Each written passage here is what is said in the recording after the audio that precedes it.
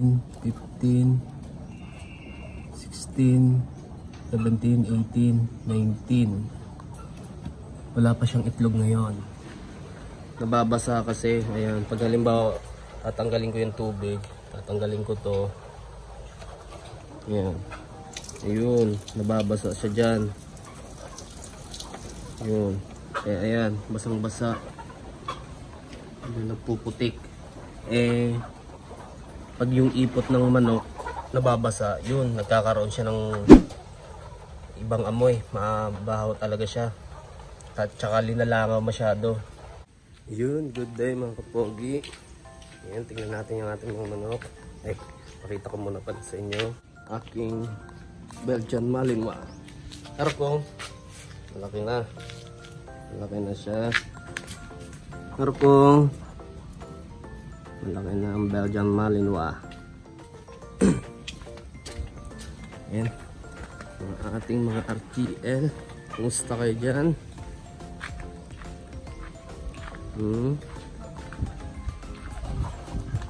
Kumain na ba kayo? Ito pangalaba. Ito pala nga mga kapogi. Kahapon bumili kami, misis. Ayan, bumili kami. Ito, napunit na pala. Lakas kasi ng hangin kanina. Bumigay. Ayan, bumigay siya.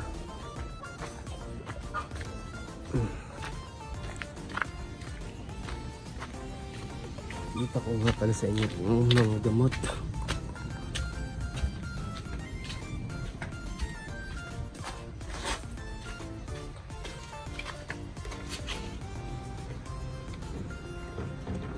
So, vitamins,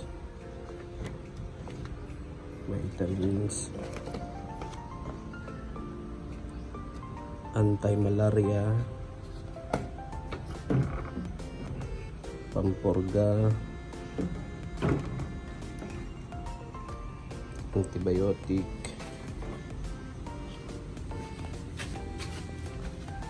ito pala, fly glue.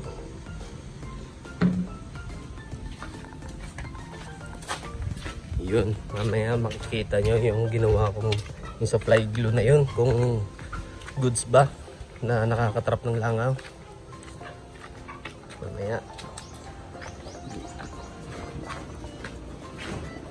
Mamaya pala ayusin ko yung ano doon sa pag nagpapaagos ng tubig. Dito, ito pag lilinisan na idinidrain natin yung tubig. Pagdating doon sa dulo, basang-basa, na babasa yung ipot, kaya nagkakaroon ng amoy tsaka mga langaw. Kaya dapat hindi mababasa yun. Yun ang mamaya gagawin ko ng mga tubo. Bibili muna ako ng mga tubo tsaka mga elbow, PVC pipe, mga ganito, para mamaya makabitan ko doon. Update sa amin, sa ating darag chicken. Ingat natin.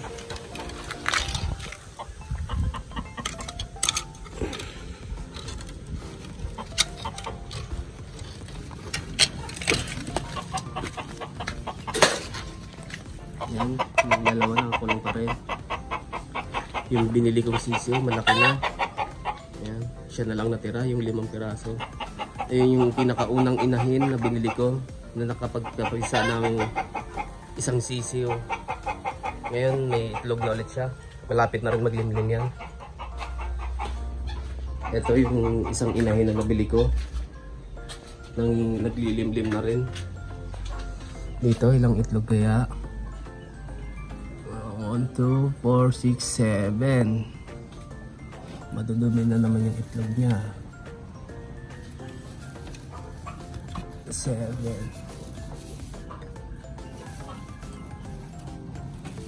Madudumi na naman.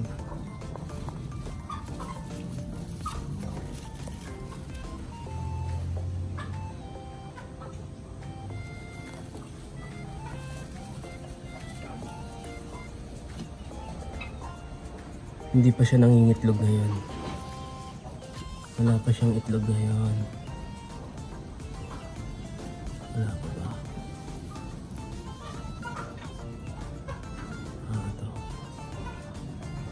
February 14 to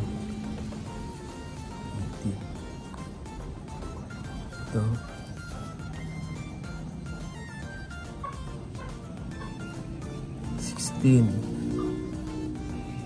And 13.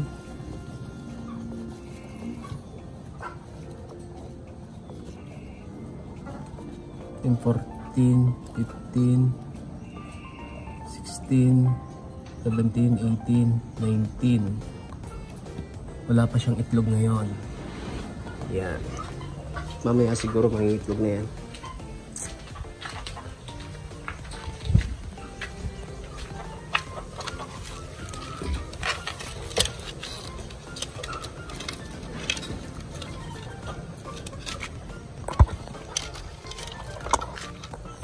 Yun.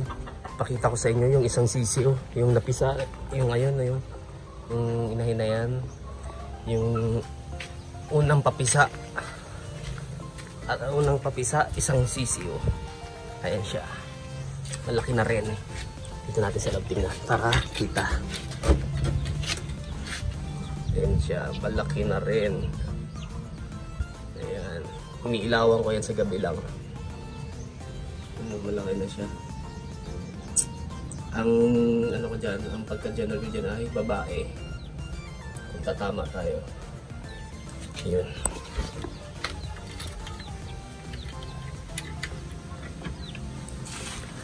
Yan yung ginagawa ko. So yun mga kapogi, kakat ko muna yung video. Tatapusin ko na yun. Resume ulit natin yung video pag natapos ko na. At ito nga pala mga kapogi, pakita ko sa inyo. Ayan, ginawa ko ng mga tubo dito sa mga pinag-aagusan ng tubig. Ayan, diretso siya dyan pababa. Ayan, tatago siya dyan.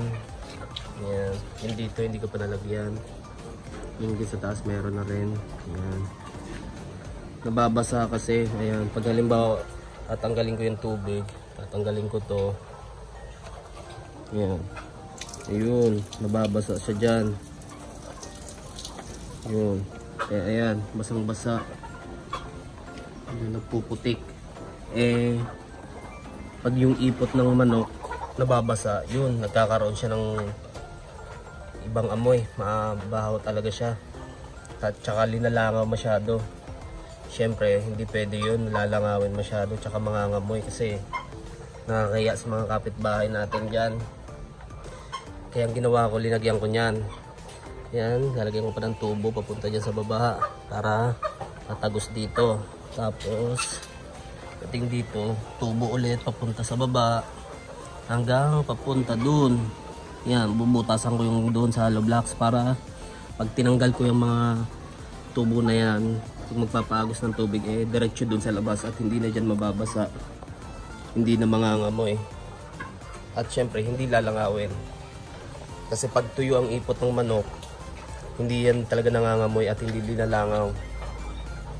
Pero pag nababasa, yun, talagang dinudumog ng langaw tsaka nangangamoy. Ayan yung mga RTL natin. Ang sisigla. Ayan o.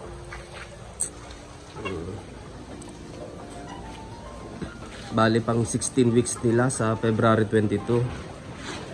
Ayan. Pagdating nila ng 18 weeks yun, siguro may isa nang mag-uumpisang isang mangingitlog dito. Ayan.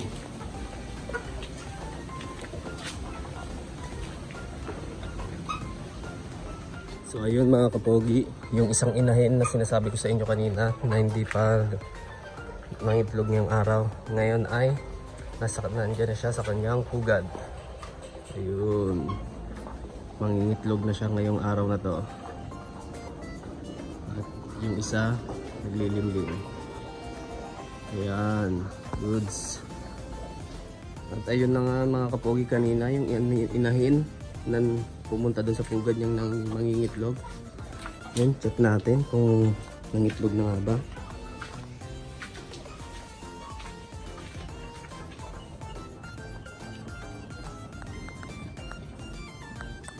Ito ang bago niyang itlog. Ito.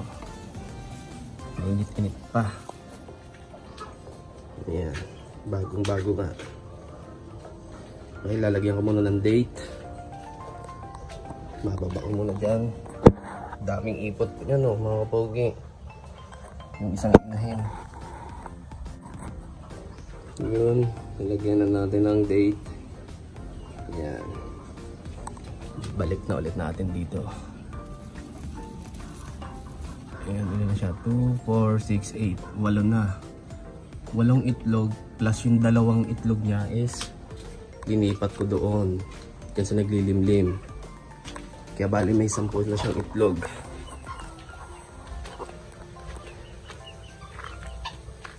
Ayan.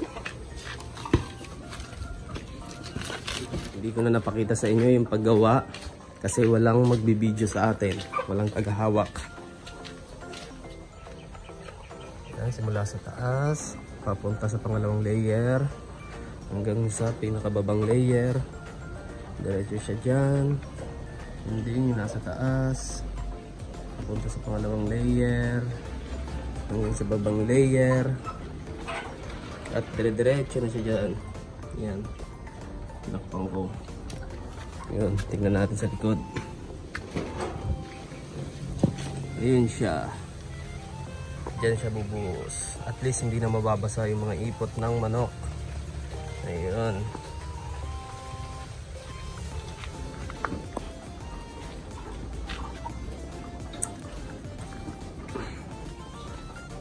Maganda talagang merong ganito din mga kapogi, yung fly glue. Ayan, ito nakikita nyo. Nakikita na yung mga langaw. Ayan. Nakikita sila dyan. Talagang kahit ano pa paano, talagang makakaano sa mga langaw. Meron naman siyang langaw pero hindi talaga siya ganun na yung sobrang dami. Ayan. Kasi hindi nga nababasa yung ipot. Natutuyo agad siya.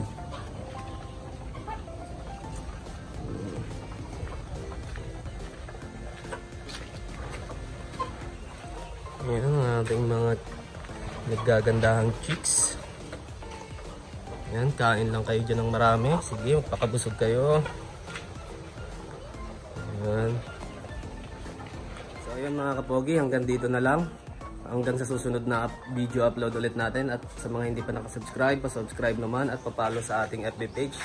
Ayan, Kapogi Farmer. Ayun, thank you.